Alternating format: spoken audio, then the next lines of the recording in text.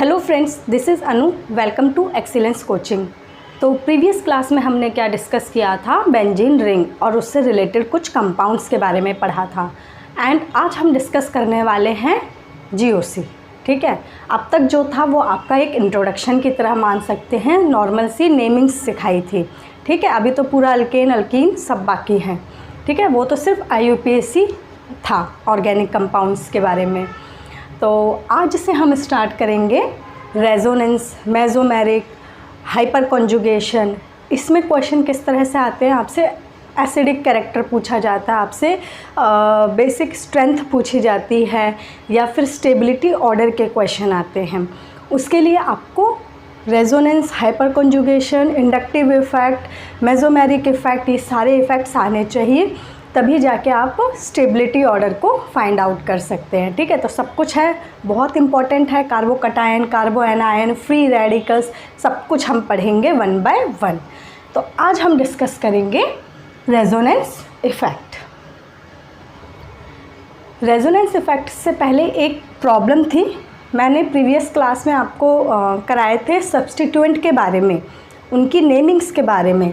तो उसमें कुछ कन्फ्यूज़न है बहुत से बच्चों को, और एक शायद गलती भी होगी है मेरे से, मैंने देखा नहीं है। आइसोप्रोपाइल वाले में प्रॉब्लम है, तो एक बार मैं अगेन उस चीज़ को क्लियर कर देती हूँ कि है क्या। Primary, secondary, tertiary compound and quaternary carbon. तो इसमें होता क्या है, देखो प्राइमरी का मतलब क्या है। प्राइमरी का मतलब जिसमें एक कार्बन हो, सेकेंडरी का मतलब 2 कार्बन, टर्शरी का मतलब 3 कार्बन एंड क्वाटरनरी का मतलब 4 कार्बन। क्लियर? प्राइमरी यानी कि ये सिंपल सी जो चेन होती है, ठीक है, प्राइमरी कार्बन होता है जिसमें एक कार्बन के संग अटैच हो, यानी कि ये वाला कार्बन एक कार्बन के संग अटैच है, तो ये हो गया आपका प्राइमरी कार्बन। ये वाला कार्बन एक कार्बन के संग अटैच है, तो ये हो गया आपका प्राइमरी कार्बन। ये वाला कार्बन 2 कार्बन के संग अटैच है, ठीक है, ये कार्बन 2 कार्बन के संग अटैच है, तो ये हो गया आपका सेकेंडरी कार्बन। इतनी बात क्लियर है? फिर देखो, सेकेंडरी क्लियर हो गया, जब एक कार्बन 2 कार्बन के संग अटैच हो तो सेकेंडरी। टर्शरी की बात करते हैं, जब एक कार्बन 3 तरफ से कार्बन से अटैच हो तो टर्शरी। इस तरह कर लेंगे, जब एक कार्बन 3 कार्बन के संग अटैच हो तो टर्शरी कार्बन। जब एक कार्बन 4 कार्बन के संग अटैच हो तो क्वाटरनरी। ठीक है, हाइड्रोजन आप बैलेंस कर लेंगे इस तरह से, CH3 CH3। इस कार्बन पे आएगा क्या H? नहीं आएगा, क्योंकि 4 वैलेंसी कंप्लीट हो गई। इस कार्बन की देखें तो यहाँ CH3 CH3 CH3 एंड यहाँ पे CH। ठीक है, और इसका भी आप कर लेंगे CH3 एंड CH2। तो ये बात समझ आई, ये आपका हुआ टर्शरी एंड ये हुआ आपका क्वाटरनरी। तो ये तो बात होगी आपकी primary, secondary and tertiary and quaternary की बात। अब देखते हैं आइसो, नियो। जब आपकी कार्बन की चेन एक इस तरह से हो, यानी कि प्राइमरी कार्बन की बात हो रही हो, ठीक है, प्राइमरी कार्बन की एक नॉर्मल सी चेन हो, तो इसको हम बोलते हैं एन प्रोपेन। क्लियर? जब कॉमन नेम की बात करते हैं, ये सब क्या है इसके कॉमन नेम, और जो हम नंबरिंग के हिसाब से करते हैं वो है क्या, IUPAC नेम। तो कॉमन नेम में अगर हम बात करें तो हम इस तरह से यूज़ करते हैं, नॉर्मल पेंटेन, आइसोब्यूटेन, ठीक है, नियोपेंटेन, इस तरह से। तो ये हो गया एन प्रोपेन। लेकिन जब यहाँ पे कोई सब्स्टिट्यूएंट जुड़ा हो, इसके आगे कोई सब्स्टिट्यूएंट जुड़ा हो, मान लो जैसे कि यहाँ पे आपका लग गया OH, ठीक है, अल्कोहल ग्रुप, तो इसको हम क्या लिखेंगे, एन प्रोपाइल। ठीक है, सब्स्टिट्यूएंट में मिथाइल, इथाइल, प्रोपाइल इसी तरह से यूज़ होता है। तो एन प्रोपाइल, क्योंकि एक नॉर्मल चेन है, मेन चेन तो एक नॉर्मल चेन है, तो नॉर्मल एन प्रोपाइल अल्कोहल। ठीक है, जब आपका सब्स्टिट्यूएंट कहाँ हो, प्राइमरी कार्बन पे हो, तो वो आपका नॉर्मल प्रोपाइल हो जाता है, ठीक है। N propyl, n butyl, n pentyl, इस तरह से, ठीक। इतनी बात क्लियर। यानी कि जब आपका प्राइमरी वाला जो कार्बन होता है उस पर सब्स्टिट्यूएंट होता है तो वो आपका एन प्रोपाइल होगा, ठीक है, एन ब्यूटाइल होगा। ओके, बात अटक रही थी आइसोप्रोपाइल पे। तो सिंपल सा आइसो मैंने शायद वहाँ पे फर्स्ट कार्बन पे ही CH3 लगा दिया है, ठीक है, तो वो सही में गलत है, फर्स्ट कार्बन पे नहीं होता है। आइसो का मतलब ही है जब सेकंड पोजीशन पे हो, सेकंड कार्बन पे जब कोई सब्स्टिट्यूएंट लगा हो तो उसे बोलते हैं आइसो प्रोपाइल अल्कोहल, ठीक है। कोई भी सब्स्टिट्यूएंट हो सकता है, यहाँ अल्कोहल लगा दिया, मिथाइल ग्रुप भी हो सकता है, कुछ भी हो सकता है, ठीक है। तो जब सेकंड पोजीशन पे, यानी कि सेकेंडरी कार्बन, नॉर्मली देखें तो सेकेंडरी कार्बन, और अगर कॉमन नेम के लिए देखें तो ये हो गया आपका आइसो। सेकंड कार्बन पे जब आपका कोई सब्स्टिट्यूएंट हो तो वो होता है आइसोप्रोपाइल अल्कोहल, ठीक है। तो करेक्ट कर लेना उस चीज़ को। अच्छी बात है, आप बहुत ध्यान से पढ़ रहे हैं, ठीक है, गलतियाँ फाइंड आउट भी कर रहे हैं और बता रहे हैं, दैट्स गुड। और भी कोई गलती हो तो मुझे बताना, मैं उसे करेक्ट ज़रूर करूँगी, ठीक। तो क्लियर है? अब भी क्लियर ना हो तो मुझे बता देना। सेकंड पोजीशन पे जो सब्स्टिट्यूएंट हो तो यही होगा। ब्यूटाइल वाला तो ठीक था, आइसोब्यूटाइल तो मैंने सेकेंडरी पोजीशन पे ही लगाया था ना, सेकंड कार्बन पे ही सब्स्टिट्यूएंट लगा था उसमें। इसी तरह टर्शरी के लिए कर लेंगे आप। आई थिंक अब आपको क्लियर हो गया होगा कि नॉर्मल, आइसो, नियो, नियो जहाँ पे एक कार्बन 4 कार्बन के संग अटैच होता है, नियो ब्यूटाइल का एग्जाम्पल करवाया था आपको, तो ठीक है। आई थिंक अब कोई डाउट नहीं होगा। तो चलिए स्टार्ट करते हैं आज का topic, resonance.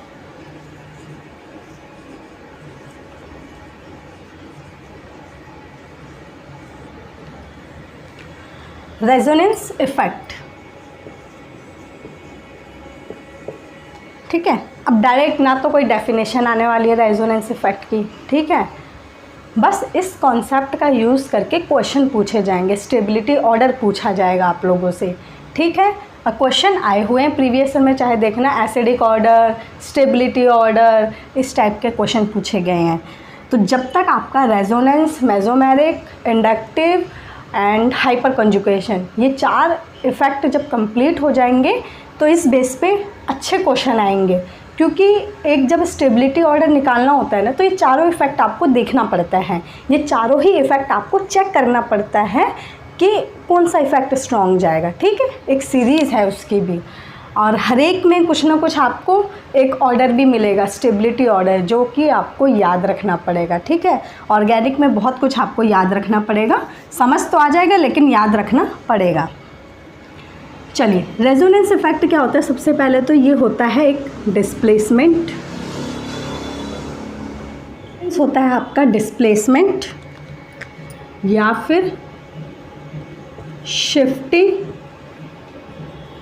Of pi electrons या फिर lone pair of electron with in compound.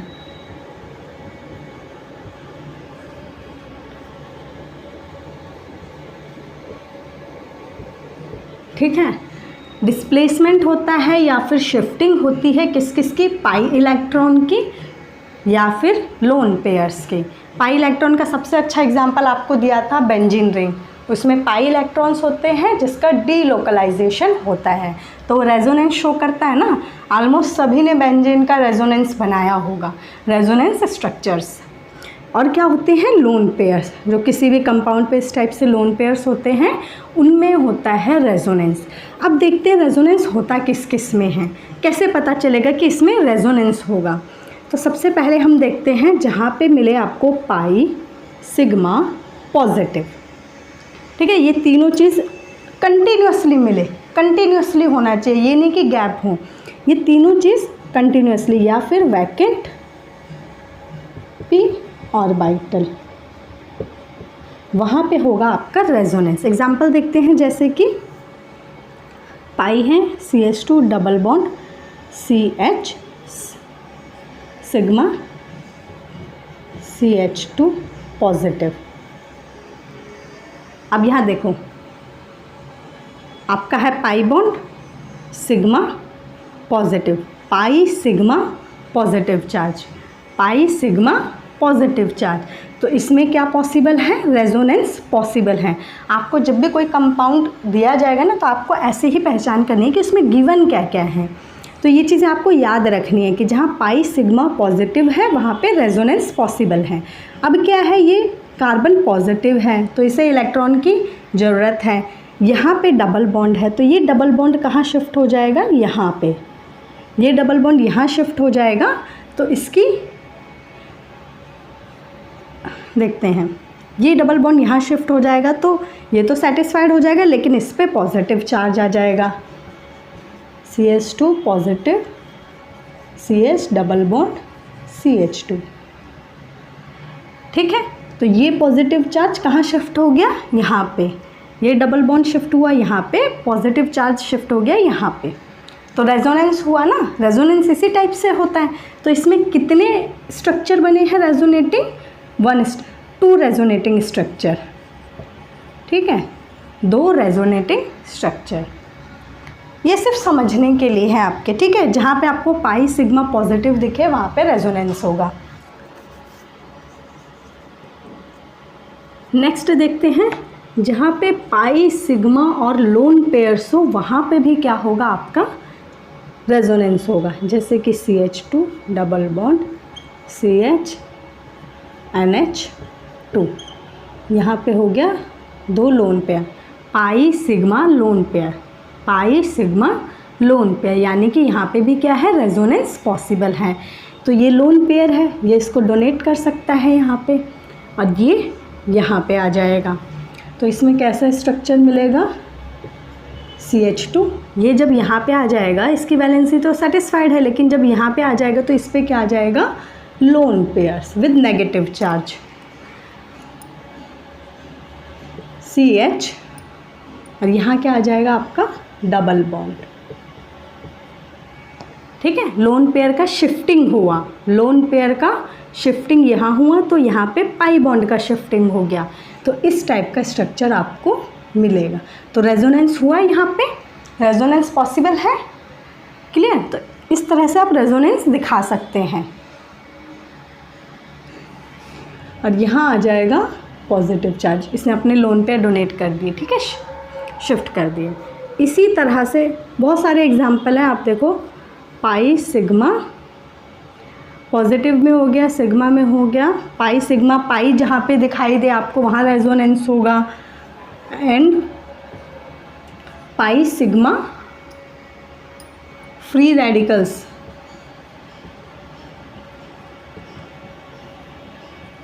Free radical क्या होता है, एक डॉट लगा होता है जहाँ पे, ये डॉट क्या होता है, एक इलेक्ट्रॉन, पाई सिग्मा, और ये एक इलेक्ट्रॉन। इस तरह से फ्री रेडिकल्स जहाँ पे ये दिखाई दे वहाँ पे भी आपका क्या पॉसिबल है, रेजोनेंस पॉसिबल है। इसका एग्जांपल आप देख सकते हैं, जैसे कि CH2 डबल बॉन्ड CH2। ठीक है, अब यहाँ पे ये जो है फ्री रेडिकल, यानी कि एक इलेक्ट्रॉन है, इसे इलेक्ट्रॉन डेफिशिएंट है, ये इलेक्ट्रॉन डेफिशिएंट है, इसे एक इलेक्ट्रॉन की ज़रूरत है। ये इलेक्ट्रॉन का मतलब समझना नहीं कि लोन पेयर है, ये लोन पेयर नहीं है, इस पर एक इलेक्ट्रॉन है, यानी कि इलेक्ट्रॉन की डेफिशिएंसी है। ठीक है, इसे अपना पेयर कंप्लीट करना है। ये वाला इस कार्बन पे शिफ्ट हो जाएगा तो इसका स्ट्रक्चर कैसा बनेगा,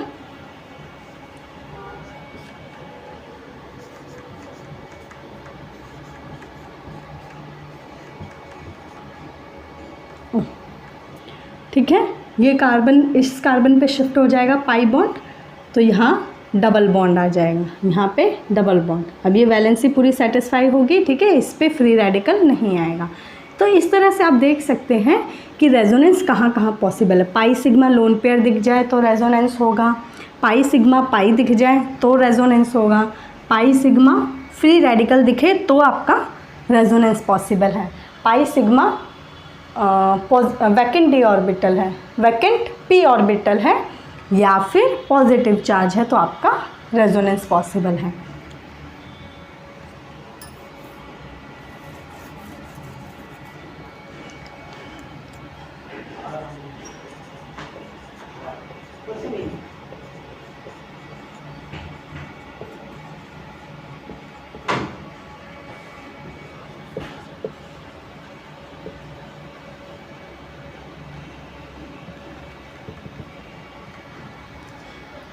चलिए अब देखते हैं स्टेबिलिटी ऑफ रेजोनेंस स्ट्रक्चर।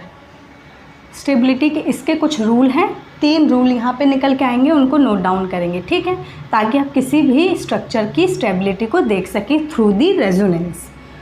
देखो सबसे पहले इसको देखो, यहाँ पे क्या है, lone pair sigma positive charge, lone pair sigma positive charge, resonance possible है। ओके, रेजोनेंस कैसे पॉसिबल है, ये लोन पेयर यहाँ शिफ्ट हो जाएगा,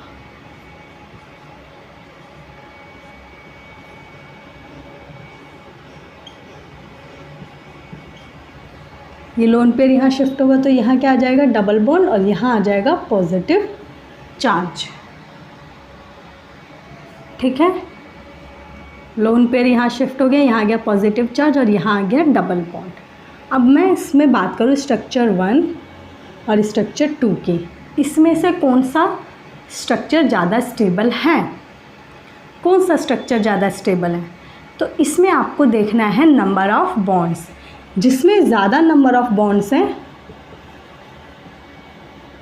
कौन से, covalent bond, number of covalent bond जितने ज़्यादा होंगे स्टेबिलिटी उतनी ज़्यादा होगी। तो रूल नंबर 1 ये लिखेंगे, जितने ज़्यादा नंबर ऑफ कोवैलेंट बॉन्ड्स होंगे उतनी ज़्यादा स्टेबिलिटी होगी रेजोनेंस स्ट्रक्चर में। अब आप यहाँ पे देखें कोवैलेंट बॉन्ड कितने हैं, 1 और 2, 2 कोवैलेंट बॉन्ड। यहाँ पे देखें 1, 2 और 3 कोवैलेंट बॉन्ड, तो ये ज़्यादा स्टेबल हुआ कंपेयर टू दिस, यानी कि स्ट्रक्चर जो 2 है, ए कर देते हैं इसको और इसको बी कर देते हैं, ठीक है। यहाँ 3 कोवैलेंट, यहाँ पे 2 कोवैलेंट, तो जो स्ट्रक्चर बी है वो ए से ज़्यादा स्टेबल है। क्लियर है, ये अभी बहुत बेसिक समझा रही हूँ, ठीक है। जब क्वेश्चन एकदम से आ गया जहाँ पे आपको पहचानना पड़ेगा, अभी तो मैंने रेजोनेंस लिखा है तो आपको पता चल रहा है यहाँ रेजोनेंस है। जब रियल में बहुत सारे कंपाउंड देंगे तो वहाँ आपको पहचानना है कि यहाँ रेजोनेंस है या नहीं है, यहाँ पे हाइपर कॉन्जुगेशन है या नहीं है, ठीक है। तो बहुत ध्यान से समझना, नहीं समझ आएगा तो आप मुझे बताना, ठीक। मैं जितना पॉसिबल हो सकता है उतना ईजी कर रही हूँ, बाकी ऑर्गेनिक इसी तरह से, ठीक है। आधा समझ आएगा, आधा कहीं आपको याद रखना पड़ेगा। अगर चीज़ें और रूल रेगुलेशन याद रखेंगे तो इजी हो जाएगा। तो पहला रूल है ये। अब इसको देखते हैं, इसे कर लिया नोट डाउन। चलो अब इसको देखते हैं। इसका पहले रेजोनेटिंग स्ट्रक्चर बनाएंगे, pi sigma lone pair, pi sigma lone pair, यानी रेजोनेंस पॉसिबल है। आप ये यहाँ शिफ्ट हो जाएंगे, लोन पेयर की शिफ्टिंग हो जाएगी और ये वाला इस कार्बन पे शिफ्ट हो जाएगा, ये लोन पेयर इधर शिफ्ट हो जाएगा, तो इधर बन जाएगा डबल बॉन्ड और ये जो पाई बॉन्ड है इधर शिफ्ट हो रहा है तो यहाँ आ जाएगा नेगेटिव चार्ज, CH2 नेगेटिव।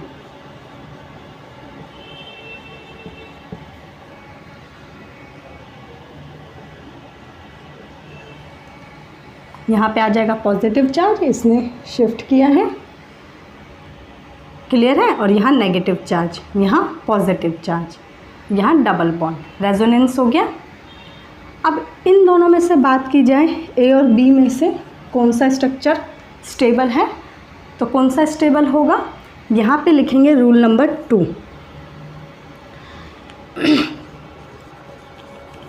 जो न्यूट्रल होता है ना वो ज़्यादा स्टेबल होता है as compared to charged one. यहाँ पे चार्ज है पॉजिटिव और नेगेटिव, जब चार्ज आएगा तो वो अनस्टेबल हो जाएगा, थोड़ा सा अनस्टेबल हो जाएगा। अगर पॉजिटिव चार्ज, नेगेटिव चार्ज आ गए, यानी कि लाइक चार्जेस आ गए, तो रिपल्शन ज़्यादा होगा, ठीक है। सेम चार्जेस रिपल्शन करते हैं। जब पॉजिटिव और नेगेटिव चार्ज आ जाए तो वो क्या करेंगे, अट्रैक्शन करेंगे। तो इस रिपल्शन और अट्रैक्शन की वजह से क्या होता है, कंपाउंड थोड़ा सा अनस्टेबल हो जाता है।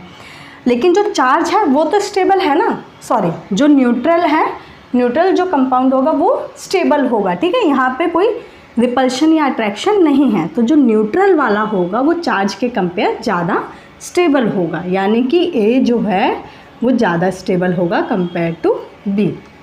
यह भी बहुत ही छोटी सी चीज़ों से स्टार्ट हो रहा है, आगे चल के बढ़ता जाएगा। थर्ड रूल लिखेंगे अब, अगर नेगेटिव चार्ज आता है on more electronegative atom, more electronegative atom then it is stable, ठीक है। और अगर पॉजिटिव चार्ज आ जाए ऑन इलेक्ट्रोनेगेटिव एटम तो वो क्या हो जाएगा, लेस स्टेबल हो जाएगा, ठीक है। समझते हैं अभी इसको एग्जाम्पल के थ्रू। अब इसको हम देखते हैं। इसमें देखो, सबसे पहले अगर आप बॉन्ड को काउंट करेंगे, कोवैलेंट बॉन्ड को, तो इसमें कितने हैं बॉन्ड, 1 2 3 4 5, इसमें है 5 कोवैलेंट। इसमें भी कितने हैं, 5 कोवैलेंट बॉन्ड। इसमें देखें तो इसमें है 4 कोवैलेंट बॉन्ड। इसमें देखें तो इसमें भी है 4 कोवैलेंट बॉन्ड। रूल नंबर 1, तो उस हिसाब से तो ये दोनों सबसे पहले स्टेबल हुए, ठीक है, पहला रूल। और उसके बाद ये हुए। सेकंड रूल क्या था कि न्यूट्रल वाला ज़्यादा स्टेबल होता है कंपेयर टू चार्ज्ड वन। तो इसमें न्यूट्रल कौन सा है, ये वाला कंपाउंड, ये क्या है, ये वाला स्ट्रक्चर क्या है, न्यूट्रल है, ठीक है। तो ए तो सबसे ज़्यादा स्टेबल हो गया क्योंकि बाकी सब चार्ज्ड हैं, बाकी सभी चार्ज हैं, ठीक है, बाकी सब चार्ज्ड हैं, तो ए ज़्यादा स्टेबल हो गया, मोस्ट स्टेबल। अब देखते हैं, सेकंड रूल भी लगा दिया हमने न्यूट्रल वाला। थर्ड रूल क्या था कि इलेक्ट्रोनेगेटिव पे नेगेटिव चार्ज हो, इलेक्ट्रोनेगेटिव एटम पे नेगेटिव चार्ज हो तो वो ज़्यादा स्टेबल हो जाता है। देखो, इलेक्ट्रोनेगेटिव एटम कौन सा है, ऑक्सीजन है। सिंपल सी बात है, कंपेयर टू कार्बन ऑक्सीजन ज़्यादा इलेक्ट्रोनेगेटिव है। इस पे नेगेटिव चार्ज, इस पे नेगेटिव चार्ज और इस पे पॉजिटिव, ये तो लेस स्टेबल हो गया। जिस पे पॉजिटिव चार्ज आ जाए इलेक्ट्रोनेगेटिव पे वो लेस स्टेबल, ये दोनों स्टेबल हो। अब इन दोनों में से भी कौन सा ज़्यादा स्टेबल होगा, यहाँ देखो बिल्कुल पास में है पॉजिटिव और नेगेटिव, ठीक है, बिल्कुल एडजेसेंट पे है, तो यहाँ पे अट्रैक्शन ज़्यादा होगा। तो और यहाँ पे थोड़ा दूर है, ठीक है, बॉन्ड के बाद है, थोड़ा सा डिस्टेंस है, तो यहाँ पे जो अनस्टेबल तो होगा लेकिन कंपेयर टू दिस थोड़ा कम होगा। यहाँ पे अट्रैक्शन थोड़ा कम होगा, यहाँ ज़्यादा हो जाएगा, ठीक है, अपोजिट चार्जेस हैं। तो ज़्यादा स्टेबल कौन हुआ फिर, बी, फिर हो गया सी, और ये तो सबसे कम हो गया क्योंकि पॉजिटिव चार्ज आ गया इलेक्ट्रोनेगेटिव एटम पे। जब पॉजिटिव चार्ज आता है तो वो लेस स्टेबल हो जाता है। तो ये हो गया stability order of this resonating structures, ठीक है। तो इस टाइप के क्वेश्चन आएंगे। अगर आपको रूल पता है तो रेजोनेटिंग स्ट्रक्चर में स्टेबिलिटी ऑर्डर इस तरह से निकालना है। क्लियर है ये तीनों रूल देखते हुए, इज इट क्लियर। तो इसमें होता क्या है असल में, जब कोई ग्रुप और एटम डोनेटिंग और विड्रॉइंग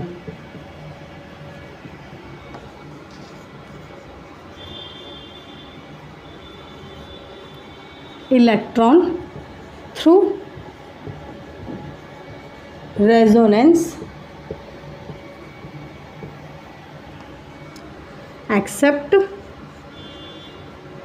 कार्बन, ठीक है।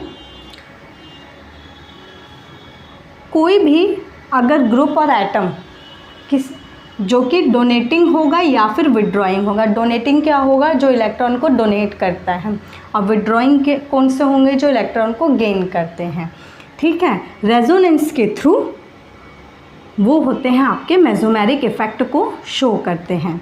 जैसे कि अगर कोई इलेक्ट्रॉन को डोनेट करेगा, स्पेशली रेजोनेंस में आपका बेंजीन रिंग का ही क्वेश्चन चलेगा, ठीक है, क्योंकि बेस्ट एग्जांपल बेंजीन है आपका रेजोनेंस का। तो अगर जैसे कि आपने स्ट्रक्चर देखा होगा इस टाइप का,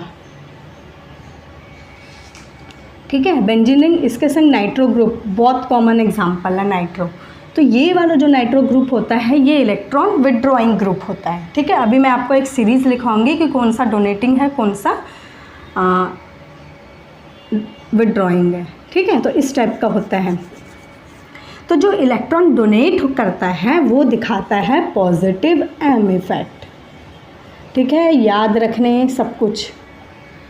इलेक्ट्रॉन डोनेट करेगा, जो डोनेट करेगा वो इलेक्ट्रॉन की डेंसिटी को बढ़ा देगा, ठीक है। डोनेटिंग ग्रुप जैसे CH3 वो इलेक्ट्रॉन डोनेटिंग ग्रुप है, ठीक है। तो वो बेंजीन के रिंग पे क्या करेगा, इलेक्ट्रॉन की डेंसिटी को बढ़ा देगा। याद रखेंगे, कैसे याद रखेंगे, बढ़ाने की चीज़ क्या है, यानी इंक्रीज हो रहा है, इंक्रीज का मतलब पॉजिटिव एम इफेक्ट, ठीक है। और इलेक्ट्रॉन विड्रॉइंग का मतलब रेजोनेंस के थ्रू वो इलेक्ट्रॉन्स को ले रहा है, यानी कि इलेक्ट्रॉन की डेंसिटी को कम कर रहा है, यानी कि माइनस एम इफेक्ट, ठीक है। इंक्रीज करे इलेक्ट्रॉन डेंसिटी तो प्लस एम और डिक्रीज करे तो माइनस एम। इस चीज़ को याद रखना है, ठीक है। अगर ये पता है तभी आप आगे चल के प्लस एम इफेक्ट और माइनस एम इफेक्ट लगा पाएंगे। अब मैं आपको एक सीरीज़ दे रही हूँ, ठीक है, उस सीरीज़ को याद रखेंगे। सबसे पहले order of minus M effect. Minus M effect कौन शो करेगा, इलेक्ट्रॉन विड्रॉइंग ग्रुप, ठीक है। अब इससे पता चल जाएगा विड्रॉइंग ग्रुप होते कौन कौन से हैं और पहली प्रेफरेंस देना किसको है आपको। तो सबसे पहले सी पॉजिटिव, ठीक है, पॉजिटिव है यानी कि इलेक्ट्रॉन की ज़रूरत है इससे, तो ये इलेक्ट्रॉन को विड्रॉ करेगा, ये सबसे ज़्यादा इलेक्ट्रॉन विड्रॉइंग ग्रुप है। फिर है NO2, ठीक है, NO2 ये एक सब्स्टिट्यूएंट है, ठीक है, ये किसी बेंजीन रिंग के संग लगा होगा, मेन ये बेंजीन रिंग के संग ही लगे होंगे। और ये बहुत इंपॉर्टेंट है nitro, most of the question में नाइट्रो ही ग्रुप अटैच कर देते हैं, तो आपको पता होना चाहिए इलेक्ट्रॉन विड्रॉइंग ग्रुप है और ये माइनस एम इफेक्ट शो करेगा। इसके बाद आता है साइनाइड।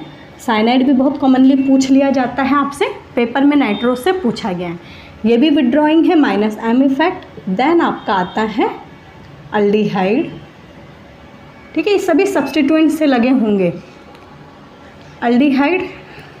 देन उसके बाद कीटोन, ये भी सब्स्टिट्यूएंट से लगा होगा। उसके बाद आता है आपका कार्बोक्सिलिक ग्रुप, ठीक है। तो ये होते हैं आपके इलेक्ट्रॉन विड्रॉइंग ग्रुप। इनको याद कर लेना, रट लेना अच्छे से, ठीक है। अगर याद रहेगा तो आपको ज़्यादा सोचने की ज़रूरत नहीं, इलेक्ट्रॉन विड्रॉइंग ग्रुप यही होते हैं और ये सभी माइनस एम इफेक्ट शो करते हैं। एम इफेक्ट इसमें क्या होगा, नेगेटिव चार्जेस और लोन पेयर्स। तो ये हो गया इस पर नेगेटिव चार्जेस। नेगेटिव चार्ज है यानी इलेक्ट्रॉन रिच स्पेसिस है, यानी डोनेट कर सकता है इलेक्ट्रॉन, तो ये पॉजिटिव एम इफेक्ट शो करेगा। इसके बाद आता है आपका NH नेगेटिव, इसके बाद आएगा ऑक्सीजन नेगेटिव, इसके बाद आएगा आपका NH2, इसके बाद आएगा आपका NHR, then NR2, 2 alkyl group, 1 alkyl group. इसके बाद आएगा अल्कोहल OH, सभी सब्स्टिट्यूएंट है, ठीक है, किसी ना किसी बेंजीन रिंग से जुड़े होंगे ये। इसके बाद आएगा आपका OR ग्रुप, ठीक। इसके बाद आएगा आपका NH जिस पे होगा lone pairs, CW bonded O, CH3 this one, and आएगा आपके पास lone pairs of oxygen, CW bonded O, CH3। ये सभी इलेक्ट्रॉन रिच स्पेसिस हैं, इन पे इलेक्ट्रॉन हैं, ये डोनेट कर सकते हैं। देखो या तो लोन पेयर है या नेगेटिव चार्ज है, तो इजीली इलेक्ट्रॉन को डोनेट कर सकते हैं, यानी कि इलेक्ट्रॉन की डेंसिटी को बढ़ाएंगे, यानी कि पॉजिटिव एम इफेक्ट शो करेंगे। तो इस सीरीज़ को याद रखेंगे। चलिए इस क्वेश्चन को देखते हैं। ए बी सी, इसमें देखो OH ग्रुप है, अल्कोहल ग्रुप है और इस पे लोन पेयर है, ये डोनेट कर सकता है इलेक्ट्रॉन्स को, यहाँ डोनेट करेगा, ये यहाँ शिफ्ट हो जाएगा, ये यहाँ शिफ्ट होगा एंड दिस वन यहाँ शिफ्ट होगा। फिर ये अगेन इस तरह से रेजोनेंस शो करेंगे। ठीक, मेसोमेरिक तो रेजोनेंस ही है ना, ठीक है। तो ये कौन सा इफेक्ट शो करेगा? प्लस एम इफेक्ट, है ना, इलेक्ट्रॉन डोनेटिंग ग्रुप है। यहाँ देखो साइनाइड है, C ट्रिपल बॉन्ड N, ये विड्रॉइंग ग्रुप होता है, ये इलेक्ट्रॉन्स को अपनी तरफ ले लेगा, ठीक है, विड्रॉ कर लेगा। तो ये यहाँ शिफ्ट हो जाएगा, ये यहाँ शिफ्ट हो जाएगा, ये यहाँ शिफ्ट हो जाएगा, फिर अगेन ये स्ट्रक्चर चलता रहेगा। ठीक, तो इसमें कौन सा इफेक्ट होगा? माइनस एम इफेक्ट, और इसमें कोई इफेक्ट नहीं, no effect.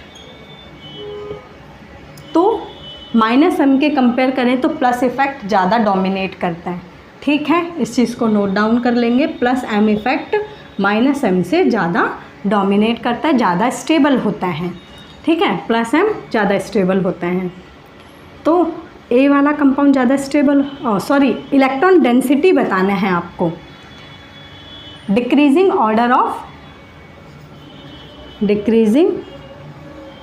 Order of electron density, electron की डेंसिटी कम किस में होगी? तो इसमें सबसे ज़्यादा होगी, क्योंकि डोनेटिंग ग्रुप है, इलेक्ट्रॉन की डेंसिटी को बढ़ाएगा, यानी ए में। इसके बाद ये तो माइनस एम है, ये तो इलेक्ट्रॉन की डेंसिटी को कम करेगा, यहाँ पे कोई इफेक्ट नहीं है, तो यहाँ electron density as it is रहेगी, यानी उसके बाद आ जाएगा सी, ठीक है। इसके कंपेयर ये ज़्यादा इलेक्ट्रॉन डेंसिटी ज़्यादा होगी, सबसे ज़्यादा इलेक्ट्रॉन डेंसिटी कम करेगा ये, क्योंकि इस पे इलेक्ट्रॉन विड्रॉइंग ग्रुप है, दैट मीन्स बी, ठीक है, ए सी बी। डिक्रीजिंग ऑर्डर हो गया इलेक्ट्रॉन डेंसिटी का। इलेक्ट्रॉन डेंसिटी चाहे तो इंक्रीजिंग पूछ सकते हैं, चाहे डिक्रीजिंग, तो आप इसको अगेन डिक्रीजिंग ऑर्डर में करेंगे इलेक्ट्रॉन डेंसिटी को। तो देखो ये आपका कौन सा है? डोनेटिंग ग्रुप है, CH2 सबसे पहले लिखवाया, तो plus M effect, CHO minus M effect, electron withdrawing group है। OCH3 अभी लिखवाया था, OCH3 अगेन ये आपका प्लस एम इफेक्ट है, ठीक है। तो प्लस एम में तो इलेक्ट्रॉन की डेंसिटी इंक्रीज होगी और माइनस वाले में कम होगी, यानी सबसे कम तो आपका बी हो गया, क्योंकि विड्रॉइंग ग्रुप है इस पर। अब इन दोनों में कंपेयर करें तो आपको मैंने सीरीज़ करवाई है, उसमें सबसे पहले आपका CH2 है, यानी इलेक्ट्रॉन डेंसिटी सबसे ज़्यादा CH2 पे होगी, देन उसके बाद आप पे C पे होगी, ठीक है। इजी क्वेश्चन है। तो आज के लिए resonance and mesomeric, next class में हम करेंगे hyper conjugation and inductive effect, ठीक है। ये चारों खत्म होते ही कार्बोकैटायन, एनायन और फ्री रेडिकल्स को डिस्कस करेंगे। तो आज के लिए इतना ही, मिलते हैं नेक्स्ट क्लास में। एंड अगर नहीं समझ आया तो आप मुझसे अपने डाउट्स क्लियर कर सकते हैं, पूछ सकते हैं। बाकी आप जितनी प्रैक्टिस करेंगे, रूल को जितना याद रखेंगे, उतना ही इजी होता जाएगा आगे चल के, क्योंकि अभी तो बहुत कुछ पढ़ना है आपको, ठीक है। ऑर्गेनिक थोड़ी ऐसी ही है, उसमें आपको याद ज़्यादा रखना है, याद रखेंगे तो आपको कंसेप्ट भी समझ आते जाएंगे। क्लियर है? तो मिलते हैं नेक्स्ट क्लास में। Thank you.